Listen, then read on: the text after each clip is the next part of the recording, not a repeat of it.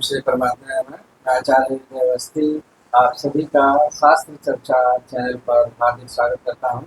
परम पूज्य गुरु जी प्रातः स्मरणीय पंडित भगवत संशोध व्याकरणाचार्य वेद उपनिषद गीता और धर्मशास्त्र के विशेषज्ञ काशी हिंदू विश्वविद्यालय के पूर्व विभागाध्यक्ष उनको चरक संहिता के शारीर स्थान का शास्त्रीय अर्थ समझा रहे हैं और आज पहला अध्याय तथा पुरुषीय में प्रवेश करेंगे। तो चलते हैं गुरु जी की ओर।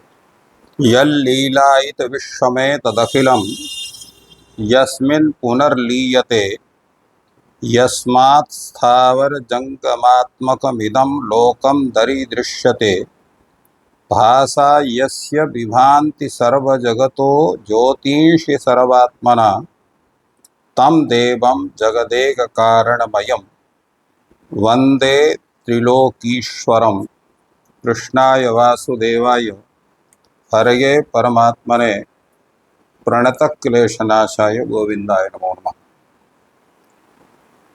शास्त्र चर्चा इस चैनल से संबद्ध सभी विद्वद्गण, सभी जिज्ञासु छात्रवृंद, सहृदय सज्जन वृंद एवं इस चैनल के व्यवस्थापक आयुर्वेद शास्त्र के निष्णात विद्वान आचार्य हरिहृदय अवस्थी जी, आप सभी का इस चरक संहिता के शारीरिक स्थान प्रकरण के विचार परंपरा में स्वागत है। कल हम लोगों ने इसके ग्रंथकर्ता और विषय प्रवेश के विषय में चर्चा की गई थी। आज हम लोग शारीरिक स्थान के कतिधा पुरुषीय शरीर के विषय में जो अनेक प्रश्न उपस्थापित किए गए हैं, उन्हीं में से यथासंभव उन प्रश्नों पर चर्चा करेंगे। इस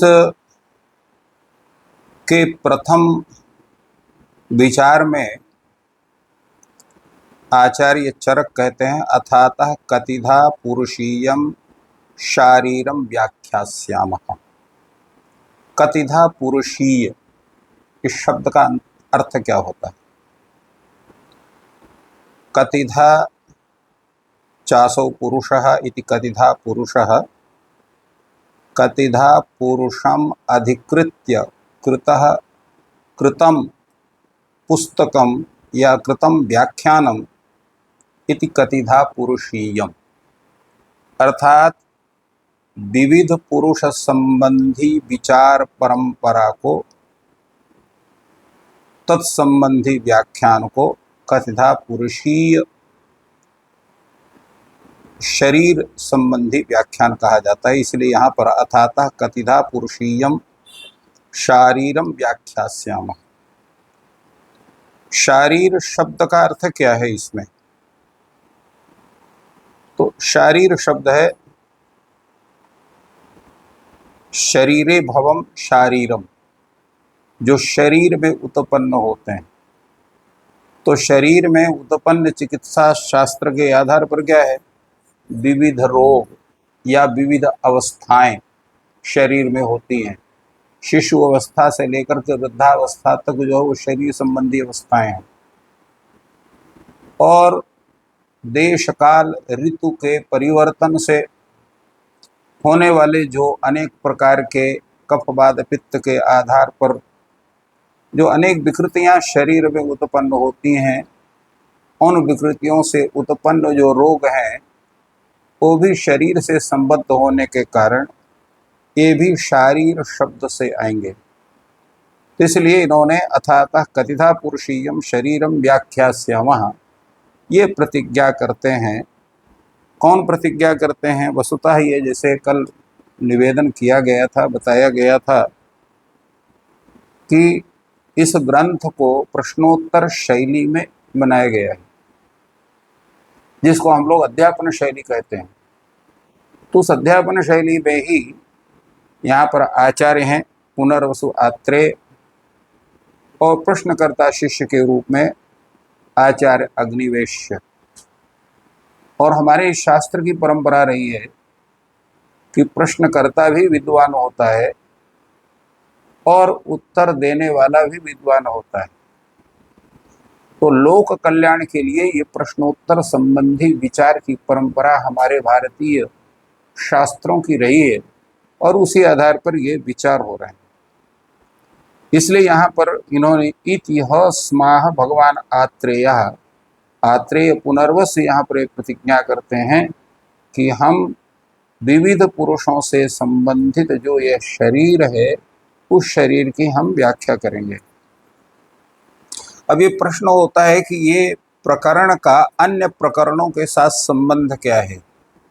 शारीर स्थान को यहाँ पर चूंकि इसके पहले सूत्र स्थान, विमान स्थान और इसके बाद शरीर स्थान आया है, तो ऐसा कर देते, पहले शरीर स्थान कर देते, बाद में विमान स्थान कर देते, फिर सूत्र स्थान करते, या पहले विमान स्थान कर देते फिर सूत्र स्थान कर देते, फिर शारीरिक स्थान करते।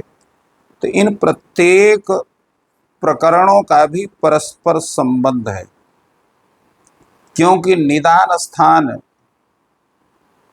का जब हम ज्ञान अनेक विविध हेतुओं से हम करते हैं तो विमान में जो प्रतीत रस दोषादि के स्वरूप हैं उनका ज्ञान करते हैं, और फिर उसका ज्ञान करने के पश्चात जो हमारे चिकित्सा शास्त्र का जो मुख्य उद्देश्य कौन है, शरीर है। तो कर्तव्य चिकित्सा के रूप में जो उसका अधिकरण शरीर है, उसका शरीर का ज्ञान करना अत्यंत आवश्यक है।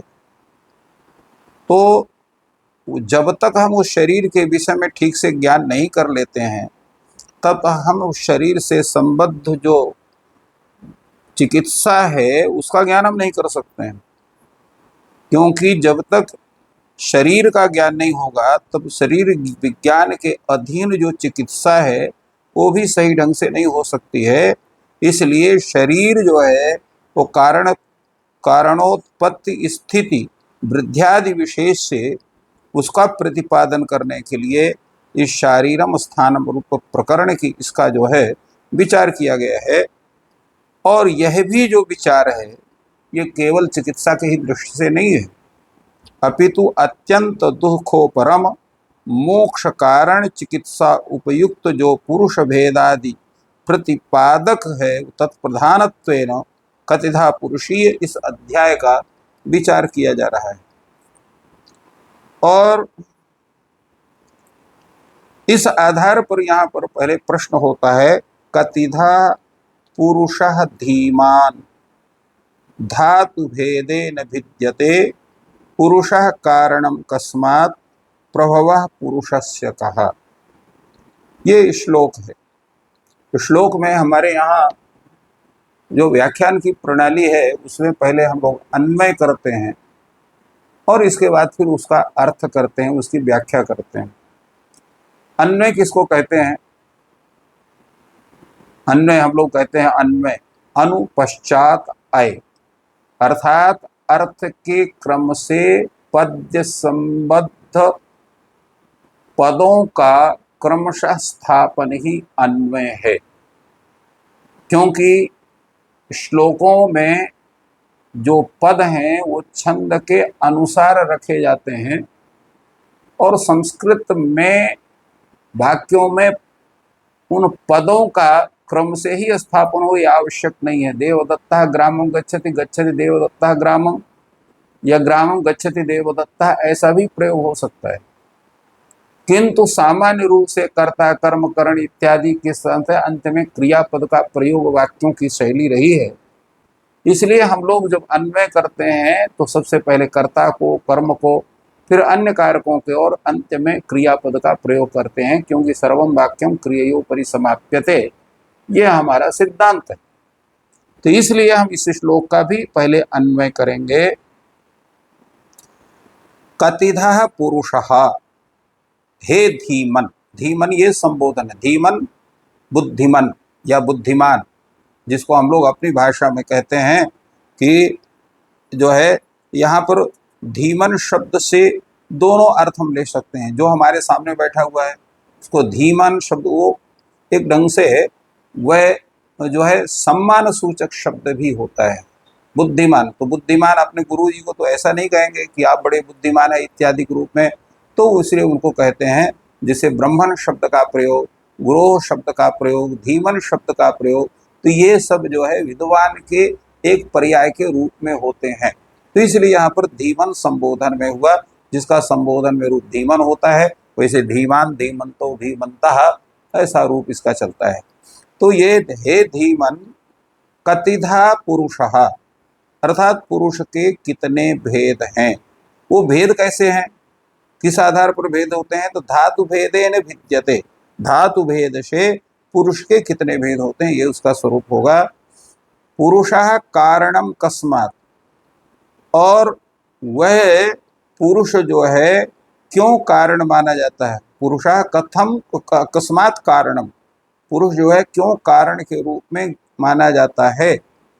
और प्रभवः पुरुषस्य कहा, और उस पुरुष का प्रभव अर्थात उसका उत्पत्ति स्थान या उत्पत्ति का कारण क्या है। अब यहाँ पर जो प्रश्न, जो पहला प्रश्न है कि धातु भेदेन भिद्यते कतिधा पुरुषः, धातु भेद से, धातु भेदेन, धातु भेद से जो पुरुष के भेद होते हैं वो भेद कितने।